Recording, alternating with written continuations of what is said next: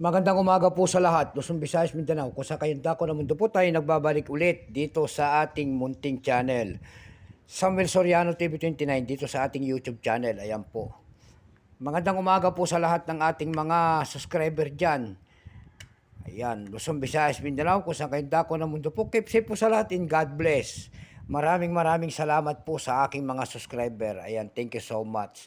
Maraming salamat din po sa nanonood doon sa aking FB page. Ayan, Samuel Soriano, lahat po na nakapalo doon sa aking FB page. Maraming salamat po. Suportahan nyo rin sana ang aking FB page.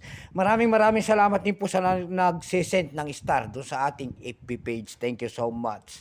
Yun naman po, hindi pa po nakapag-subscribe dito sa aking YouTube channel. Anyayahan ko sana kayo at malaking tulong na po o bagay ang inyong gagawin.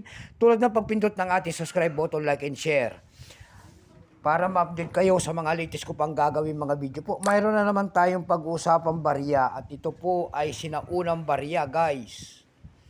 Para malaman natin ang kanyang presyo at may share ko naman sa inyo kung magkano na talaga. Ayan. Year 1986 po, ayan, ni Melchora Aquino po, 5 centimos ni Melchora Aquino. Ayan, pagkatalikod po, makita nyo po ang isang imahe ng 5 centimo po. And then bulaklak po, yan po ay waling-waling orchids. Ang scientific name po niyan ay Vanda centeriana. Ang kauna-unahang babaeng nailagay sa pera po, ayan, ng ating bayani. Bago tayo magsimula sa ating talakayan, kilalanin muna natin siya para malaman natin ang kanyang presyo. Issue po, Philippines po, Period Republic 1946 up to date po, type standard circulation coins, years 1983 hanggang 1992. Value nito 5 centimos Melchora Aquino, currency piso 1967 up to date po. Type nito ay composition pala nito ay aluminum. Sorry po.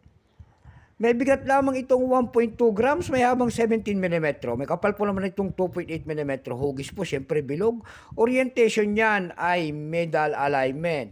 Itinigil naman ang paggamit ng Pilipinas sa barya na ito noong January 2, 1998. Number M-2463, reference number KM-239.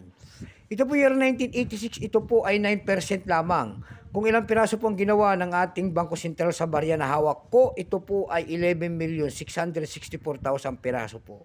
May price na po ito doon sa ating lumista.com, yung kanyang very fine 10 pesos, extra fine 20 pesos. Dako naman tayo sa kanyang presyo. Doon sa ating eb.com, may nakita tayo nagbebenta doon ng $7.70 na nito. Ayan. Mayroon na rin tayo nakita doon na $6.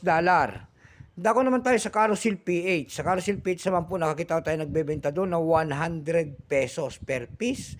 Nasundan po yan ng 90 pesos. Ayan lamang po ang ating may babaging kanyang presyo.